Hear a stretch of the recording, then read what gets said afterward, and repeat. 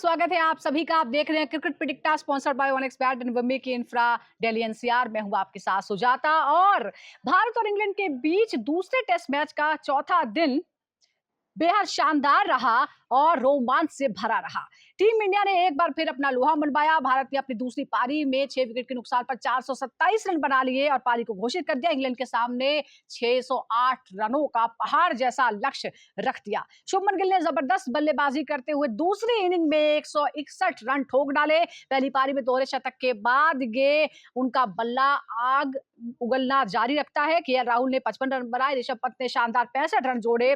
तेज तर्रार पारी उन्होंने खेली और रविंद्र जडेजा ने 69 रनों का योगदान दिया। इंग्लैंड के गेंदबाजों में जोश टंग और शोएब बशीर को 2-2 विकेट हासिल हुए, जबकि ब्रायडन कार्स और जो रूट को 1-1 सफलता मिली। अब बात इंग्लैंड की दूसरी पारी की करते हैं। बड़े लक्ष्य के दबाव में इंग्लैंड थोड़ा सा खराब, जाहिर तौर पर शुरुआत से ही खराब नजर आई। जैक क्रॉली बिना खाता खोले हुए आउट हो गए। बेंटरगेट 25 रन पर बोल्ड हुए। जो रूट भी सिर्फ 6 रन बनाकर पवेलियन लौट गए। भारत की ओर से आकाशदीप ने 2 विकेट झटके। मोहम्मद सिराज को 1 सफलता मिली। स्टंप्स के समय ओली पॉप 24 और हैरी ब्रूक 15 रन बनाकर क्रीज पर मौजूद हैं। इंग्लैंड को अभी भी जीत के लिए 536 रन चाहिए और भारत को चाहिए 7 विकेट। क्या भारत इतिहास रचने वाला है? क्योंकि बर्मिंघम का, एजबेस्टन का इतिहास बेहद खराब रहा है, रिकॉर्ड बेहद खराब रहा है, भारत के खिलाफ रहा है। 8 में से 1 भी सफलता नहीं मिली है। सिर्फ 1 मैच ड्रॉ कराने में कामयाब रहा है भारत। लेकिन क्या अब वक्त बदल गया है और हालात भी बदल गए हैं, नतीजे भी बदलने वाले हैं? इस पर हम बात करते हैं। मेरे साथ है क्रिकेट स्कॉलर सुनील यशकालरा, जो लंबे समय से एक एक बॉल का हिसाब किताब उनके पास है और बर्मिंघम के बारे में, एजबेस्टन के बारे में जाहिर तौर पर उनके पास कई कहानियां भी हैं। लेकिन ये जो हुआ है सुनील, भारत ने दूसरी पारी में जिस तरह से 427 रन बनाकर पारी की घोषणा की, 536 रनों का लक्ष्य जो है अभी बचा हुआ है, 536 रन बनाने इंग्लैंड के सामने। क्या भारत का ये फैसला आक्रामक था या फिर आपको लगता है कि ये सही फैसला था या उन्हें अभी और थोड़ा खेलना चाहिए था? एक्सपीरियंस आपका क्या कहता है? देखिए, मैं तो स्टैटिस्टिक्स का देख के कहता हूं कि 600 रन कहीं भी चेस करना लास्ट इनिंग में बड़ी मुश्किल वाली बात है। आज का टेम्परेचर अगर आप देखेंगे, थोड़ी सी ठंड होगी, हवा चलेगी और हो सकता है थोड़ी सी बूंदाबांदी है, उससे बॉलर्स को बड़ा फायदा होगा। इंडिया को अगर खेलना था तो कम से कम 1 दिन और 1 घंटा जरूर लगाते, जो उन्होंने किया। 7 घंटे का खेल बड़ा जरूरी है, क्योंकि आप पहली न्यू बॉल बड़ी हरकत करता है इंग्लैंड में, और उसी में आप देखो 16 ओवर्स के अंदर आपने अपनी विकेट्स ले लिए। तो देखा जाए ये फैसला बहुत अच्छा था, बट काबिले तारीफ है जिस तरीके से इन्होंने अपनी इनिंग्स को पेश किया। इंडियंस ने पेश करके बड़ा रन लगा के सेकंड इनिंग, जो मैंने आपको कल कहा था कि जो सेकंड पारी होती है बड़ी इंपॉर्टेंट होती है, उन्होंने विकेट्स नहीं खोई उसमें और कंसोलिडेट करके अटैक किया। तो आई थिंक ये बहुत ही अटैकिंग और हिंदुस्तान के इतिहास में एक बहुत शानदार दिन है टेस्ट क्रिकेट के यानी एक लिए। बैलेंस खेल जो है वो हमें देखने को मिला है। लेकिन एक बड़ी कमाल की बात है, भारत ने एक टेस्ट मैच में पहली बार 1000+ रन बनाए हैं। ये भारत के टेस्ट इतिहास की सबसे शानदार बल्लेबाजी देखने को मिली है। लेकिन सुनील, क्योंकि आप सालों से, डेकेड से आप क्रिकेट को फॉलो करते आए हैं, क्यों, मतलब हमारे पास रन मशीन्स रही, हमारे पास ऐसे ऐसे बल्लेबाज रहे हैं जो 500 बॉलों को खेल गए, 300+ रन बनाए, फिर भी अब जाकर ये मुकाम हासिल हुआ है। देखिए, दौर बदल गया है, अंडरस्टैंडिंग बदल गई है, सेंस ऑफ प्ले बदल गया है, और मोर इम्पोर्टेंटली उसके अंदर अप्रोच बदल गई है। अगर आपके पास अप्रोच ऐसी रहेगी तो आपको इजी रहेगा आपको खेलना।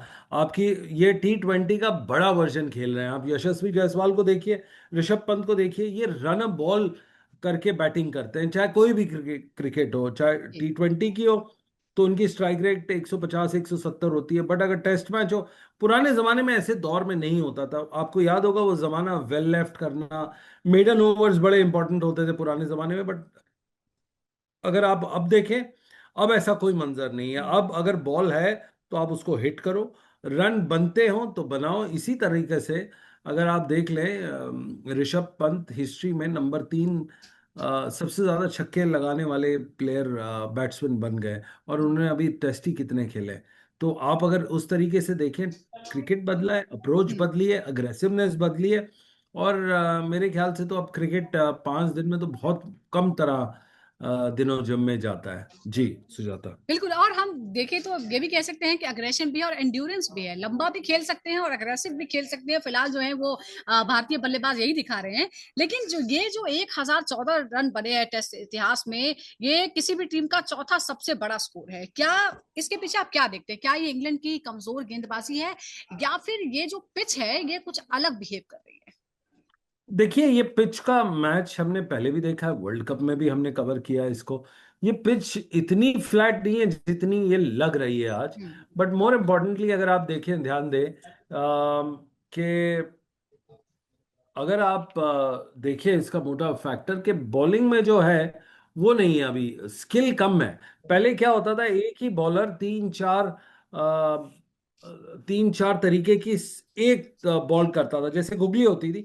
अब्दुल कादिर, मुझे आज भी याद है, तीन तीन तरीके की गुगली करते थे, fingers behind the grip and otherwise. तो उससे क्या होता है, आपको वेरिएशन मिलती है। बैट्समैन को ये लगता है कि जहां मुझे 18-20 गेंदें खेलनी होती है सोच के कि हो सकता है ये इस वेरिएशन की डाले या उस वेरिएशन की डाले, अब वो कम हो गई है। आप देखिए ना, प्रसिद्ध कृष्णन हमारी हिस्ट्री में वर्स्ट टेस्ट बॉलर है हिंदुस्तान की एवर।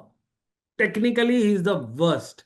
आप इनिंग्स वाइज देखें, कुछ भी देखें, चाहे वो कोई भी विकेट ले ले, बट वो इतने ग्रेट प्लेयर नहीं है जितना उनको टेस्ट में मेरिट करता है। ये आंकड़े कहते हैं, हम नहीं कहते।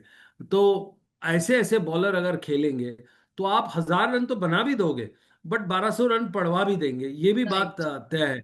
और यही हुआ फर्स्ट टेस्ट में। आप देखिए ना कितना इजीली चेस कर दिया, हमें तकलीफ ही नहीं देनी पड़ी इंग्लैंड को। उन्होंने आराम से चेस पे चेस, रन पे रन बिल्ड करके करते गए। जी हम्म। सुजाता। इसीलिए शायद अभी जो 600 प्लस का लक्ष्य जब हासिल हुआ तभी जाकर डिक्लेयर किया गया। लेकिन इस बीच किंग कोहली की जगह भरने की कोशिश कर रहे हैं प्रिंस गिल, और किंग कोहली ने तारीफ भी की है, उनके लिए पोस्ट भी किया है। शुभमन गिल और विराट कोहली में कुछ समानताएं भी नजर आती है। 16वें और 17वें अंतरराष्ट्रीय शतक जो है उनका 138वें और 139वें पारियों में लगे। क्या ये सिर्फ इत्तेफाक है, या फिर आपको लगता है कि प्रिंस गिल जो हैं वो किंग कोहली जो कि इस दौर के बेस्ट बल्लेबाज हैं, उनको टक्कर देने के लिए पूरी क्वालिफिकेशन रखते हैं? देखिए मैं आपको 12 साल पुरानी एक बात बताऊंगा। सचिन तेंदुलकर से किसी ने पूछा कि आपका रिकॉर्ड कौन तोड़ेगा, वो जी। उन्होंने कहा कि अगर कोई तोड़ सकता है तो वो विराट कोहली है। जी। विराट कोहली से पूछा कि आपका रिकॉर्ड कौन तोड़ेगा, उन्होंने बोला कि शुभमन गिल हो सकता है, और शुभमन गिल कप्तान बने।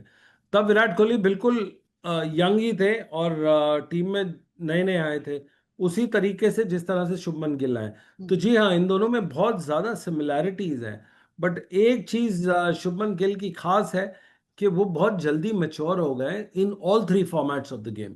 अगर आप देखो, विराट कोहली एक अपने लेवल की कप्तानी करता था, शुभमन गिल का एक अलग ब्रांड ऑफ कप्तानी है। बस ये इनकी डिसिमिलैरिटी है कि दोनों जुदा हैं। हम्म। बिल्कुल अलग भी हैं और जुदा भी है।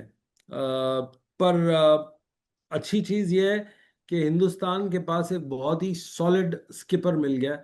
अब हमें ये देखना है कि कोच सेटल होता है कि नहीं अपनी हिंदुस्तान का कोच, क्योंकि वो काफी हेडस्ट्रॉन्ग और वो है। आई थिंक पहले क्या होता है कि आप कोच लाओ और फिर टीम बनाओ। यहाँ हम्म। पे हमारी टीम ठीक ठाक है, अब कोच को अपनी फिटनेस और अपनी स्टेबिलिटी देनी है। जी। राइट। तो कप्तान के रूप में टीम उन्हें एक्सेप्ट कर रही है, लेकिन अगर हम देखें उनकी इंडिविजुअल पारियों के बारे में तो उसमें तो कोई दो राय है ही नहीं। कप्तान बनते ही गिल ने जिस तरह से 2 टेस्ट में 3 शतक लगा दिए हैं, 147, फिर 269 और फिर 161। क्या ये टेस्ट इतिहास में किसी कप्तानी की इस तरह का आपको कोई याद है कि इस तरह से किसी ने कप्तान बनते ही खेला हो? और दोनों के रूप में, एक कप्तान के रूप में भी और एक बल्लेबाज के रूप में भी, आप कैसे आंकते हैं शुभमन गिल को? देखिए कप्तान के उसमें अगर आप देखें लहजे में, तो जो क्लोजेस्ट आता है इनके पास उसका नाम है मंसूर अली खां पटौदी, जिसके नाम पे ये मेडल दिया जाएगा। हम्म। 25 उम्र की साल में उन्होंने बहुत अच्छा बैटिंग की थी, एक आंख से उन्होंने पूरी दुनिया में अपना लोहा मनवाया था। बट वो अलग बात थी, दौर अलग था, जमाना अलग था, बैटिंग की रिक्वायरमेंट्स अलग थी। आप back of the pitch wait करते थे, बॉल को कट करते थे और उसी से पूरा दिन खेलते हैं। यहाँ पे आपको कम से कम 24 से 26 शॉट्स लगा के खेलना है। आप देखिए टेक्निकली, अगर मैं आपको समझाऊं, अगर टॉप ऑर्डर बैट्समैन है उनके पास पहले 8 से 10 अच्छे शॉट्स होते थे, हम्म। जिसके अंदर एक लेग ग्लांस भी हुआ करता था, जिसके माहिर थे रवि शास्त्री। बट ये मॉडर्न डे क्रिकेट ने उसको बढ़ा के 20-22 क्रिकेटिंग शॉट, जो लेजिटिमेटली आप खेल सकते हैं क्रिकेट के हम्म। अंदर विथ इंटेंट। अगेन मैं दोबारा वर्ड यूज करूंगा, विथ इंटेंट, अलग अलग बैटर्स शॉट्स यूज कर सकते हैं। So hmm. That is one part. ये दोनों चीजों को अगर आप आंकें, तो डिमांड्स भी बढ़ गई हैं, बैटर्स की रिक्वायरमेंट भी बढ़ गई है। और शुभमन गिल ने हम्म। इनमें से कम हमने देखा है 16 शॉट्स खेलते हैं, और वो भी क्रिकेटिंग शॉट्स खेलते हैं। वो हम्म। कभी अपने उस पे पैर पे रख के कोई उल्टा शॉट नहीं खेलते, क्योंकि उनको हम्म। पता है, बड़े बैट्समैन को ये पता होता है और कि मैं। सुनील, आप शॉट्स की बात कर रहे हैं तो जरा हम ऋषभ पंत के बारे में भी बात करेंगे, उनके शॉट्स के बारे में क्या कहेंगे और कहाँ से आ रहे हैं। लेकिन पहले फिर एक बार कंपैरिजन पर ही आ जाते हैं, जिस तरह से हम विराट जी। कोहली और शुभमन का कंपैरिजन कर रहे हैं। तो एक टेस्ट सीरीज में 3 शतक लगाने के मामले में भी गिल ने बराबरी कर लिया कोहली की। क्या ये संकेत है कि किंग कोहली की जगह भरने के लिए पूरी तरह से तैयार हैं शुभमन गिल, या अभी जल्दबाजी है? देखिए, ये बीसीसीआई के एडमिनिस्ट्रेटर्स और सिलेक्शन पैनल के ऊपर बहुत बड़ा कॉम्प्लीमेंट भी दूंगा, क्योंकि उनको पता था कि ये जगह जब खाली होगी, हम्म। तो भरने के लिए उसको एक लायन किंग ही चाहिए होगा, या आने वाला, जैसे यूनिवर्सिटी में होता है कि डीम्ड यूनिवर्सिटी होती है, इसी तरह से क्रिकेट में है कि ये फ्यूचरिस्टिक स्टार है। ग्राहम स्मिथ के ऊपर भी इन्होंने यही काम किया था कि ग्राहम स्मिथ को बोल के उन्होंने अपनी लोहा मनवाया था। ग्राहम स्मिथ ने बहुत ही कम उम्र के अंदर, मैंने पूछा भी था ग्राहम से, कहता है वो दौर अलग था और मेरे ऊपर कंपल्शंस और वो अलग थे, कि मुझे जीतना ही जीतना था, जैसे अभी टम्बा बवूमा के ऊपर है कि हम्म। मुझे जीतना ही जीतना है। तो शुभमन गिल के ऊपर वो नहीं है, क्योंकि इसको ट्रांजिशन की टीम मिली है। विराट कोहली थे तो उसकी टीम में आपको महेंद्र सिंह धोनी ने तभी रिटायरमेंट लेके इनको अनाउंस किया था। इनके पास रोहित शर्मा भी थे, बड़े बड़े शिखर धवन भी थे, रविचंद्र अश्विन भी थे। रविचंद्र अश्विन इनफैक्ट इन्हीं के टाइम से खेलते आ रहे हैं, तो पुजारा, ये रहाणे, तो एक ही ग्रुप के आसपास हुआ करते थे। हम्म। बट अगेन, ये कहना इत्तेफाक नहीं होगा कि शुभमन गिल में बहुत सारी विराट कोहली की ग्लिम्सेस है। जो शुभमन गिल में नहीं है, वो है विराट कोहली का अग्रेशन। उसी की वजह से आपका कोचिंग स्टाफ आप पे हावी हो जाता है। विराट कोहली एक ऐसे कप्तान थे हम्म। जिसके ऊपर दुनिया में कोई बंदा, कोई चीज हावी नहीं हो सकती। तो एक ही वही बात है। बट शुभमन को अभी टाइम लगेगा, आई थिंक आस्ते आस्ते वो भी सीख जाएगा, जैसे सचिन तेंदुलकर ने कोशिश जी, की थी कप्तानी एब्सोल्युटली। के लेकिन वो ऊपर उस रास्ते पर वो 97 में। जरूर नजर आते हैं। लेकिन एक और कंपैरिजन जो है वो किया जा रहा है, बाबर आजम से कंपैरिजन किया जा रहा है गिल का। गिल ने इंग्लैंड में सिर्फ 2 टेस्ट मैच में 3 शतक लगा दिए हैं, जबकि बाबर आजम के नाम इंग्लैंड में सभी फॉर्मेट में कुल मिलाकर एक ही शतक है। क्या ये तुलना सही है, या आपको लगता है कि इन सबको बहुत पीछे छोड़ चुके हैं शुभमन? देखिए, सबको पीछे अगर आप आंकड़े देखें, और ग्रेट जहीर अब्बास ने कहा था कि बाबर आजम का तो नंबर टीम में भी नहीं बनता अगर वो सिलेक्टर होते। तो अगर आप ऐसी ध्यान देंगे और ऐसी चीजें देखेंगे, तो माफ करना, ये कंपैरिजन बहुत गलत है। बाबर आजम एक अपने आप में बहुत अच्छा प्लेयर होगा, हम्म। बट उसने अपनी टीम को इतना नहीं जिताया या इतने बड़े सैकड़े नहीं मारे। हाँ, मुझे पता है कि कुछ चंद खुराफाती सोशल मीडिया के ऊपर लड़के बैठ के ना कंपैरिजन करते हैं, उसी में से एक हमारे प्रोड्यूसर भी है जो जिन्होंने ये कंपैरिजन किया। But overall, cricketing wise cricketing wise Babar Azam और शुभमन गिल में जी। बहुत लंबा आयरॉनिकली डिफरेंस। बाबर आजम का कंपैरिजन विराट कोहली के साथ भी करने की कोशिश की गई, और बहुत बार ऐसा कहा गया, खासतौर पर पाकिस्तान फैंस की तरफ से। बट हम देख रहे हैं कि यहाँ कोई मैच ही नहीं है। किंग से क्या, प्रिंस के साथ भी कोई मैच नजर नहीं आ रहा है फिलहाल। लेकिन फिर एक बार, क्योंकि गिल ऐसा कुछ कर रहे हैं कि उनके बारे में बहुत सारी ऐसी चीजें हैं जिस पर बात करना बहुत जरूरी है। गिल ने इंग्लैंड में एक ही टेस्ट में जी। टोटल 430 रन बना दिए, जो इंग्लैंड के खिलाफ किसी भी बल्लेबाज के सबसे ज्यादा रन है। क्या ये प्रदर्शन डॉन ब्रैडमैन, ग्रेम स्मिथ जैसे दिग्गजों के स्तर का है? आपसे थोड़ा एनालिसिस भी चाहेंगे, उनकी पारियों का एनालिसिस भी चाहेंगे। क्या ये उस क्लास का आपको नजर आता है? जी, अगर आप डॉन ब्रैडमैन का एरा देखें, वो बॉडी लाइन का एरा था। अगर आप वो 5 मैच सीरीज देखेंगे, उसके अंदर बिल्कुल पिच की कंडीशंस अलग थी। हालांकि इंग्लैंड के पास बॉलर्स बहुत अच्छे थे, बट इंग्लैंड उस टाइम पे फर्स्ट सेकंड थर्ड उनका पाइवक्रॉफ्ट और मुझे मैकेब बहुत तगड़े बैट्समैन हुआ करते थे। तो वो जो 4-5-6 का आपका बैटिंग ऑर्डर था वहां का, हम्म। बहुत स्ट्रांग था। इंडिया का जो है, इंडिया का एक चीज बहुत तकड़ी है, वो बड़ी अनप्रिडिक्टेबिलिटी है इनकी। जो बैटिंग का आपका 3 4 5 6 का जो आपका स्तर है, वो अच्छे दिन में 600 रन बना सकता है, बुरे दिन में 60 रन पे सिमट सकती है। आपने देखा ही है पिछले फर्स्ट टेस्ट मैच में जी। 60 और 70 रन पे 6 और 7 विकेट्स आपकी गई हैं। तो ये आपको प्रॉब्लम पड़ेंगी इंडियन टीम के साथ, कि बहुत ही अनप्रिडिक्टेबल है। उस अनप्रिडिक्टेबिलिटी में आपको कंसिस्टेंसी दिखाना, ये शुभमन गिल ने बहुत बहुत ही बड़ा context of the game of cricket बहुत बड़ा किया। हम्म। ग्राहम स्मिथ उस टाइम पे थे, उनके पास हाशिम आमला भी था, हम्म। कालिस भी था, आपके पास आपका मार्क बाउचर भी खेल जाता था। तो आपके पास एक बहुत ही स्ट्रांग विकेट हुआ करती थी, बट यहाँ पे मुझे नहीं लगता इनके पास इतनी स्ट्रांग है जिसको हम आगे लेके चल सके। हम्म। तो आई थिंक ये काबिले तारीफ काम किया है गिल ने in the context of the thing. और जिस बिल्कुल, हिसाब गिल से ने ये काबिल दोनों तारीफ रिटायर की है, हुए। लेकिन गिल की पारी को बनाने में उनके टीममेट्स किस तरह से मदद कर रहे थे, अब उनकी भी बात करना जरूरी है। केएल राहुल एक ऐसा ही नाम है, इस सीरीज में उन्होंने पहले 42, फिर 137, 2 और 55 रनों का योगदान दिया। क्या इंग्लैंड की परिस्थितियों में भारत के मिडिल ऑर्डर की स्थिरता देने में राहुल की भूमिका बेहद अहम है? उनकी भूमिका को आप कैसे देखते हैं सुनील? देखिए, केएल राहुल एक ऐसा क्लास में एक ऐसा वो बच्चा है जो हमेशा पासिंग मार्क्स ले आता है और अगली क्लास में पहुंच जाता है। हम्म। अब देखिए उनके स्कोर हमेशा 30 40 30 40 50 50 70 रन के होते हैं। एक सैकड़ा उन्होंने जरूर जड़ा है, बट बहुत अच्छी इनिंग खेलते हैं। बट उन्होंने मैच विनिंग इनिंग नहीं, ज्यादा नहीं खेली है लाइफ में। मैं ओवरऑल उनका स्पैन ऑफ क्रिकेट जो 10 साल का देखता हूँ, हाँ वो अपने चंद कॉमेंट, चंद कोचेस के फेवरेट बहुत रहे, कप्तानों के फेवरेट बहुत रहे, इसी तरह से उनको काफी लीवे मिला है। बट मुझे लगता है कि वो कंसिस्टेंसी उनकी वही मिडिल ऑर्डर 50 रन तक की होती है। हम्म। वहां पे फिर उसके बाद उनको तकलीफ होनी शुरू हो जाती है, या वो डिग आउट करते नहीं है। जी। एक और है गिल और जडेजा की, जो यहाँ पर जादू देखने को मिला है, जो साझेदारी इन्होंने की, 378 रनों की साझेदारी की, और ये टेस्ट इतिहास की सबसे बड़ी साझेदारियों में शामिल रही है। इस रिकॉर्ड की का हिस्टोरिकल कितना इंपॉर्टेंस आप मानते हैं? और कुछ और आपको याद आता है ऐसी पार्टनरशिप जिसकी बराबरी में आप देख सकते हैं इसे?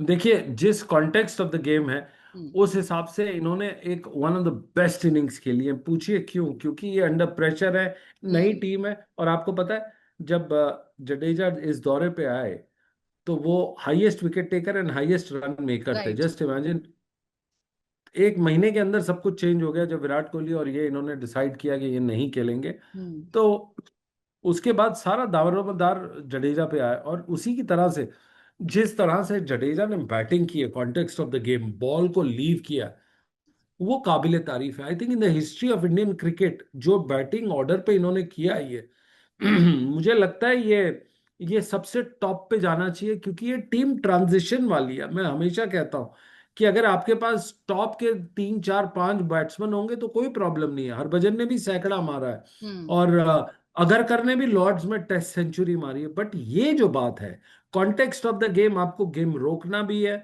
बचाना भी है, और स्कोर भी करना है, ताकि बिल्कुल। आप ट्राई कर सके जीते।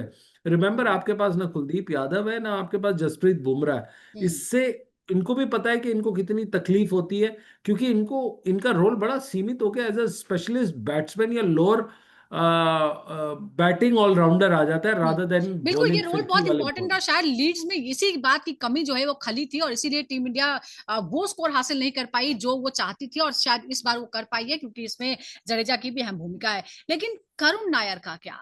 300 रन मारने के बाद जिस तरह से वो गायब हुए, और इतने सालों बाद उनको मौका मिला है, क्या आपको लगता है कि वो कहीं उलझे हुए हैं, और इसीलिए शायद वो उस तरह की पारी नहीं खेल पा रहे हैं? मतलब कॉन्फिडेंस को नजर नहीं आ रहा है, जबकि सेलेक्टर्स ने उन पर कॉन्फिडेंस जताया, इसीलिए टीम का हिस्सा बनाया।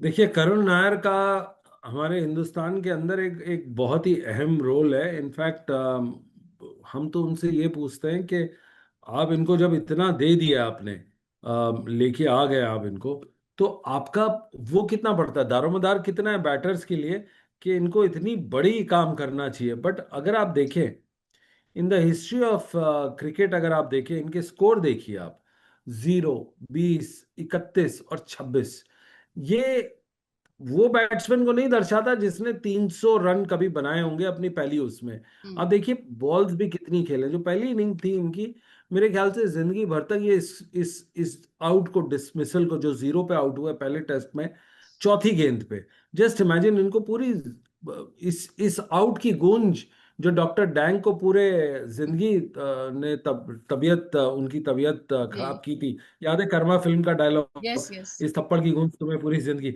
तो यही होगा इनके साथ कि वो जीरो वाली इनिंग। बाकी भी देखिए आप 20, 26 और 31 रन कोई बड़ा रोल नहीं होता। जी। बट हाँ, ये उसके अंदर बड़े तगड़े रहे हो। बट इन्होंने अभी तक अपनी ना स्ट्राइक रेट इंप्रूव की है, ना बॉल्स फेस्ड इंप्रूव की है। इन्होंने जब 303 रन बनाए थे तब उन्होंने 388 या 81 रन, 81 रन एक गेंदों का सामना किया था। और हम्म। यहाँ पे मिला के अगर आप देखें तो 100 सवा 100 गेंद ही खेली है, अपनी 4 बार विकेट दे चुके हैं। तो हम्म। करुण नायर को टेक्निकली अपनी जोन में आना चाहिए। अगर वो जोन भूल गए तो उनको सूर्य कुमार यादव से बात करनी चाहिए कि जी। 32 उम्र की एज में कैसे बिल्कुल कमबैक मार फेज के आता है प्लेयर्स जल्दी के से बने। इस तरह के उनकी लाइफ लाइफ में, उनके करियर में। लेकिन ये करुण नायर को बड़ा मौका मिला है, और अगर वो यहाँ पे चूक गए तो शायद फिर बड़ा मुश्किल हो जाएगा आगे उनके लिए। लेकिन आप पंत के हम्म। पार शो की बात करते हैं, जो ऋषभ पंती जारी है, चाहे वो आईपीएल हो या फिर इंग्लैंड का मैदान हो, जिस तरह से वो खेल रहे हैं। कल जिस तरह के उन्होंने शॉट्स लगाया विदेश में टेस्ट में, 100 सॉरी 51 छक्के लगा चुके हैं, सिर्फ एडम गिलक्रिस्ट से पीछे हैं। क्या वो इस समय सबसे खतरनाक विकेट कीपर बल्लेबाज हैं? और जिस तरह के शॉट्स की आप बात कर रहे थे कि जो शॉट सिलेक्शन है वो कहाँ कितने बढ़ गए हैं, अब ऋषभ पंत के शॉट्स के बारे में भी कुछ बोलिए आप। देखिए आपने बहुत अच्छा वर्ड यूज किया है कि ऋषभ पंती। आई थिंक जैसे 2 दिन पहले रिपोर्ट आई थी कि MS धोनी ने अपना वो ट्रेडमार्क कराया कैप्टन कूल। यस। उसी हिसाब से अगर आप ऋषभ को देखें तो उसको ऋषभ पंती जरूर करानी चाहिए। उसकी देखिए 50s देखिए कैसे है उसका। 5th इन इंग्लैंड है एंड 3rd इन इंग्लैंड है वर्सेस। अगर आप देखें जिस हिसाब से, अगर आप देखेंगे इसने बहुत अहम रोल किया। ये डिस्ट्रक्ट कर देते हैं, ये डिस्टर्ब कर लेते हैं बॉलर्स को, और डिस्टर्ब के साथ साथ डिस्ट्रक्टिव बैटिंग करते हैं जिसका तोड़ बड़ा मुश्किल होता है। तो ऋषभ पंत को तरीका भी पता है। और आपको देखिए एक थोड़ा कॉन्टेक्स्ट जानना बड़ा जरूरी है। चैंपियंस ट्रॉफी और उससे पहले वाले टूर्नामेंट में ऋषभ पंत को कोई वो नहीं दिया था। बिल्कुल बेंच पर आईपीएल बैठा उनका है। बड़ा खराब रहा था, उनको ट्रोलिंग की गई थी। और अगर कहीं ना कहीं इनके और गौतम गंभीर का हिस्टोरिकल वो देखे तो बहुत बड़ी तकलीफ में थे, क्योंकि गौतम गंभीर को जब कप्तानी रणजी ट्रॉफी की छोड़नी पड़ी, या 2 सेलेक्टर्स ने जो हमारे शो पे भी कहा था बिल्कुल कि हमने बिल्कुल। छुड़वाई थी, तो ऋषभ पंत ने उसको टेक ओवर किया था। तो हमेशा एक्रिमनी तो होती है बिटवीन द पास्ट स्किपर और करंट स्किपर। बट यहाँ पे अगर आप देखें इसको सारे बैटल को फाइट करनी थी, और ये बहुत स्ट्रांग है। ये अपनी एक दुनिया में जीता है। मैंने इनके सोनेट क्लब के बहुत लोगों से पता किया है, और इनका जो स्टाइल सोच अभी भी वैसे ही है। और हर किसी को हेलो नमस्ते क्या हाल है, वही वही उसमें बोलता है। इसका बिल्कुल चेंज नहीं हुआ। खैर, जो चेंज हुआ है उसका कमबैक मारने का attitude. I think Karun Nair को थोड़ा वक्त ऋषभ पंत और सूर्य कुमार यादव दोनों के साथ अगर बिताए बिल्कुल। तो पता चलेगा दी आर्ट ऑफ कमबैक क्या होता है, the art of playing in test cricket क्या होता है, the art of ignoring unnecessary advice क्या होती है।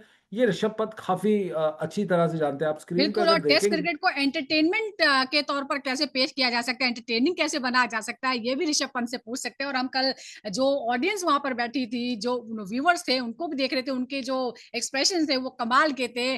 बहुत बहुत शुक्रिया आपका हमारे से बात करने के लिए सुनील यशकालरा। और दर्शकों का भी बहुत बहुत शुक्रिया। तो आज है 5वां और आखिरी दिन, ये सबसे निर्णायक और अहम दिन होने वाला है। और पूरी उम्मीद है कि टीम इंडिया ने जिस तरह से पकड़ बनाई है इस टेस्ट पर, वो अब नतीजे में जरूर तब्दील होगा, और वो भी भारत के पक्ष में। कुछ घंटों में ये साफ हो जाएगा। बहुत बहुत शुक्रिया दर्शकों का हमारे साथ जुड़ने के लिए। देखते रहिए क्रिकेट पिटिकता।